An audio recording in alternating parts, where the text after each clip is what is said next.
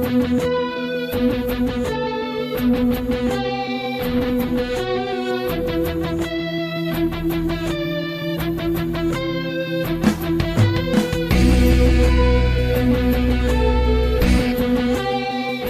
to this special of the Krypton Report. I have, of course, your host, Tyler, and with me is the great and legendary Phil. Phil, say hi. Hi. That's right, legend of the Phil. We're going to be doing a special on the 2013 animated film Superman Unbound, and this was the last, and I was looking at this, is the last Superman solo film they've done in the animated world. This was and I was looking. I think this was the last one before Flashpoint. Yeah, it was. But I mean, they haven't done a solo one since. So, and this was released the same year as Man of Steel. 75-year anniversary of Superman. So it all kind of coincided together. And I remember when this came out, I was poor, so I wasn't able to go and buy it right away like I wanted to. But I did rent it the day it came out. And watched it. It's based off the Brainiac story arc from Jeff Johns. And it stars Matt Bomer as Superman, Molly Sequin as Supergirl, Brainiac is played by John Noble. It's the 16th DC animated film. And I think that's kind of crazy when you think about how many of these animated movies they have done. Mm-hmm. And I have all of them. I'm just looking at them like, dang, that's a collection. But I mean, like we talked about this year, what is it this year? They're going to release 4? Yeah, I thought I heard you say before it was like 4 or something. And I mean 4, but technically 5 because we had Batman Bad Blood, Justice League versus Teen Titans, The Killing Joke, and then we're supposed to get the Justice League Dark film. It said fall of 2016. And then the 5th one is the Return of the Caped Crusader animated Batman film. Is that this year? It's coming out? It comes out November 1st on disc. And it's like late October digitally, but I'm always about the disc with these things. So, I mean, just think about that, Phil. I mean, this is a big year for DC. We got 2 movies in theaters, 5 animated films. We're going to get a new animated series, and plus everything that's going on television. Do you remember back when we just got one of these like every year or every 2 years we got an animated movie? Yeah, I remember. And then all of a sudden we started getting 2 a year. We were like, woohoo! Now we're getting like, they're just cranking them now. But I mean, if they want to keep up this pace, I mean, they are doing Justice League Dark, but are they going to have to expand beyond Superman and Batman?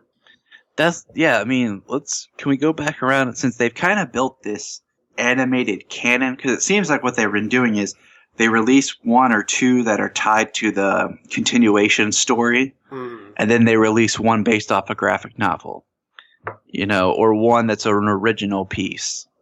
But I'm like, if they're going to do this, like, let's revisit a solo Wonder Woman or a solo Green Lantern or a solo Flash or Cyborg or heck, give me, like I said, they're doing the dark stuff. Expand on that. Where's Green Arrow's animated movie, Well, that's what I don't know why they don't capitalize on that. I mean, you got Flash and Arrow on the CW. You think they'd get some solo animated stuff or even a team up. Yeah, I mean, or Vixen, like some of the other characters have kind of broken out a little bit more in the TV series. Do them together in an animated film. But I did hear this the other day on a podcast. I don't know if it's true, but the rumor is that this Return of the Caped Crusader is supposed to be like a sequel to Batman the movie, the Batman 66 film. And if that's true, how cool would it be if they decide to start doing continuations of the film series, like doing like Tim Burton Superman well, that would be cool actually. Do a Superman Lives animated film, do a Batman 3, what Tim Burton wanted to do, continue the Schumacher with Batman Triumphant animated. I mean, I'd watch all those animated. Or even like do a continuation of like if Tim Burton had made a 3rd Batman movie. You could probably even I wonder if you could get Michael Keaton to do the voice even. Exactly. I mean, we know that there's stories for these. We know that there were some sort of a script and production. Like, how cool would it be? It's a low risk, and way of finding out, continuing those visions and people enjoying the stories that they've wanted to see. Oh, you know what they could do a continuation of? The John Wesley ship Flash only got one season. Yeah. Give me an animated, 90s Flash movie. So, anyways, let's get back to good old Superman Unbound. I like the animation to this film. Mm-hmm. It's rugged, but I really enjoy it. And Matt Bomer is the third best Superman voice to me. What about you? Do you like him voicing Superman? Yeah, he's pretty good. He reminded me a little of who is it? Tim Daly. Yeah. Because at first I was like, wait, who is that? No, that's not him. And I mean, Matt Bomer was one of the people that was actually could play Superman live action. He was actually rumored there for a while to be in consideration for a live action. I do like this has Lombard in it, which is great. Mm-hmm. He's the one thing I ask about BVS. Where did he go? Not even one line of dialogue like when he says, "Kent, you're on Sports Today." Not even like Lombard's out sick or Lombard's away. Not even a line of dialogue that explains where he's at or ties him in. No, just nothing. There was too much going on. Yeah, there was. But I really enjoyed the Clark and Lois dynamic in this film. Mm-hmm. Lois is definitely portrayed very well as more of that rough woman, tough girl. And what else I like about this is tying it back is it has a very strong Supergirl storyline. Yeah. But the whole... I had a little problem with the whole Clark Kent Lois Lane thing. That's like, I understand he wants to protect her, but he didn't even want anyone to know Clark Kent was dating her. Yeah. I mean, maybe someone would be like, oh, Clark Kent, and then they start thinking about it. Maybe just because it draws attention to Clark again, and Clark's supposed to kind of be in the background. That makes me feel like Clark should be just like a copy boy, or like a night janitor or something, so that nobody ever sees him. But that's just digressing. One thing I did like about this is too often Brainiac, and you can help clarify this for me, is Brainiac gets tied to, some people have him as Kryptonian origin. Mm-hmm. And I don't like that, because then it just feels like everything that Krypton ever did was evil, except Superman. Yeah. So I like that this does show you, okay, Brainiac is not Kryptonian. He's going throughout space, and he's destroying just cultures, civilizations, gathering knowledge, eradicating things. Yeah, there have been so many versions of Brainiac. Like, he's been a machine, he's been biological, but yeah, I like it when they do. I mean, some versions are alright, but yeah, I like it when they separate him from the Kryptonian stuff, and he's like, what was that planet? Kolu or something he was from? Yeah. Like right after, and like right after Crisis, they did a thing where like he basically I don't know if he like beamed his consciousness into like a human guy, and he was like a human guy for a while with like mental powers. That's cool. I need to reread Crisis. It's been too long. Well, it's like I tried to find it. It's like right after. It was in the Superman books, like right after Crisis. See, I found it at the library, but they had the novelization and not the graphic novel of it. Mm-hmm. And I was like, I want to enjoy the graphic novel. But yeah, like between Crisis and Death of Superman, like that Brainiac, he was like in a human body. Now, I like that the relationship they show that Kara has with Ma and Pa Kent, just trying to build that dynamic. Like I've said before, I think Kara is a much more interesting character because she is a teenager, but she's lost so much of her life and time. But she was raised on Krypton, and she remembers it, and now she's basically being forced to adopt this new culture, this new place, and basically copy what her cousin's doing without making the choices for herself. Everyone's telling her what she could or should do. So I always feel sorry for her in that light. I think a lot of times she seems more relatable. Just like the struggle and, what would you do with superpowers? Uh-oh. My little Superboy's just walked in. Solo. He's wearing his Superman shirt. He's like, what's up, Dad? Oh, you're just talking? Okay, bye.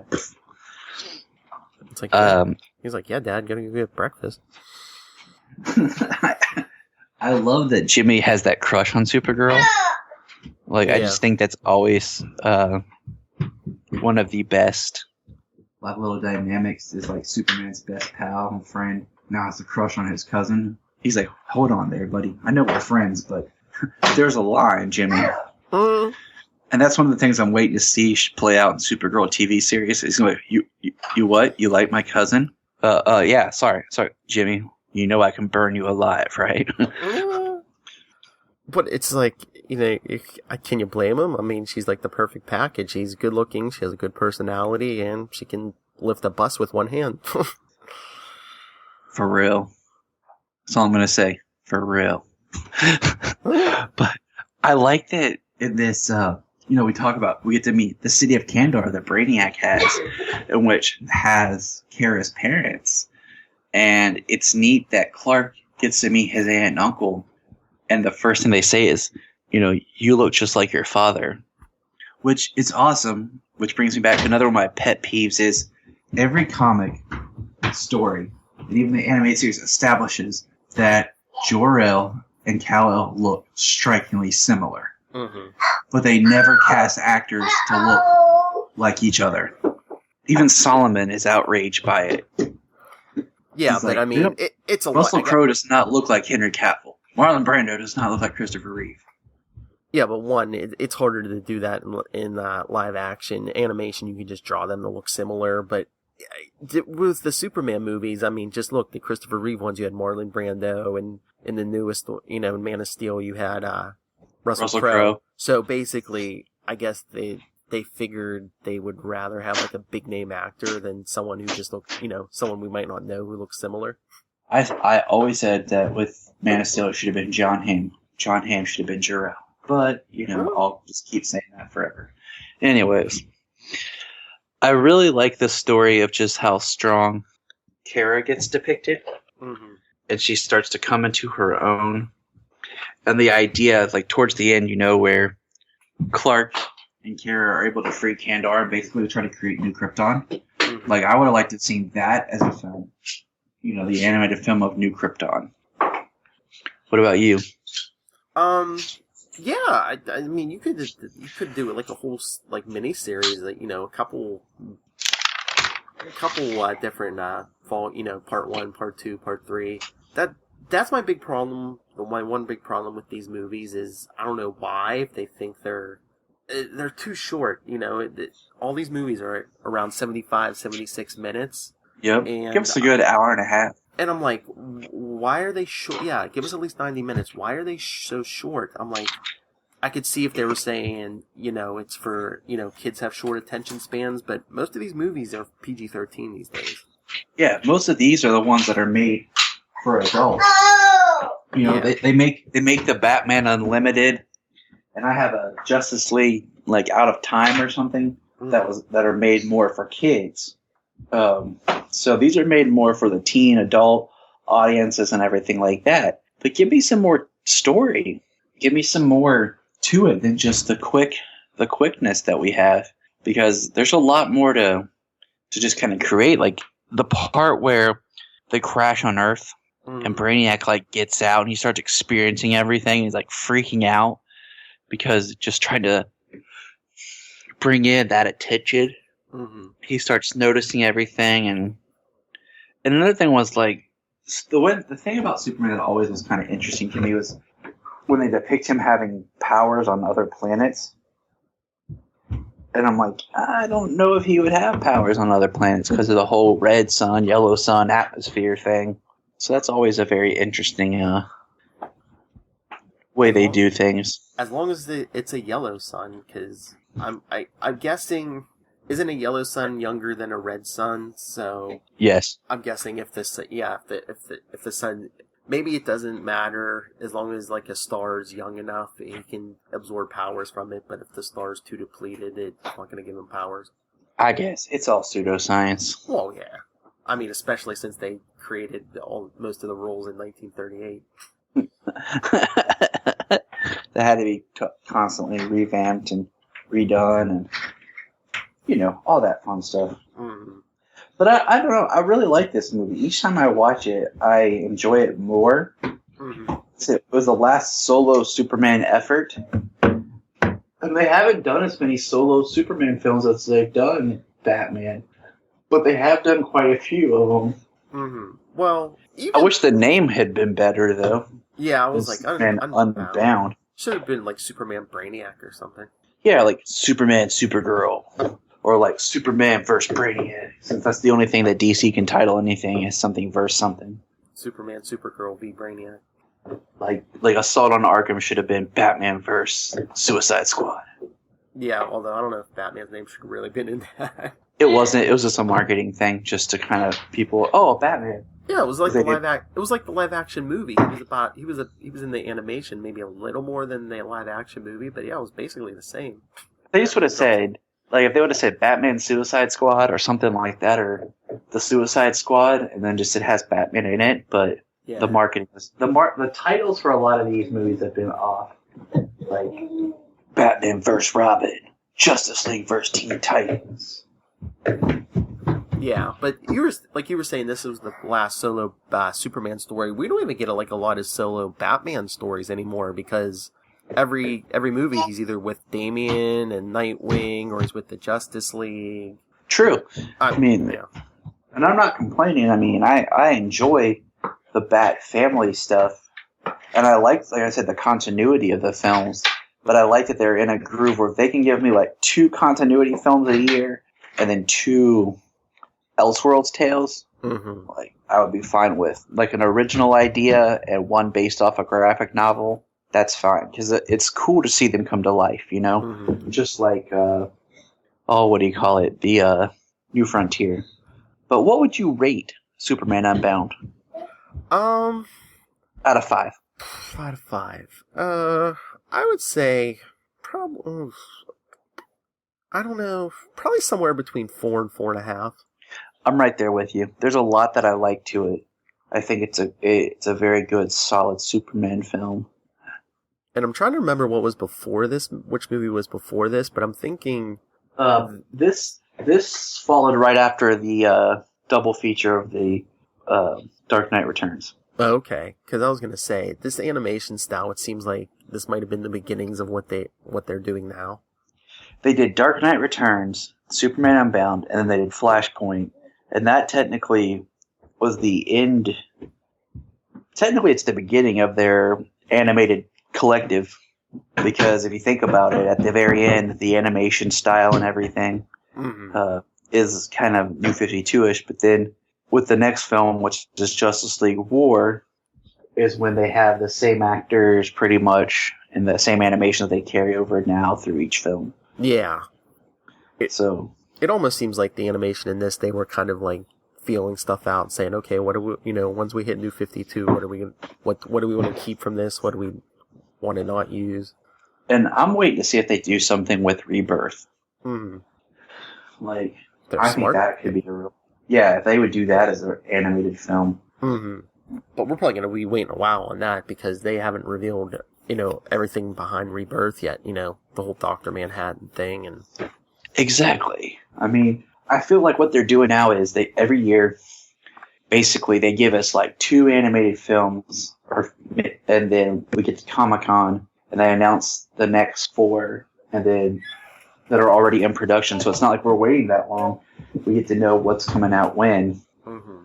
So I wonder if there's already one down the pipeline that they'll announce like next year or something, like fall of 2017. But yeah, like we were saying, they need to start getting on the Flash and Arrow stuff. Give us the animated that. And I'm always harping on this, but give us a Nightwing solo. I like Bad Blood, but he should have been more solo.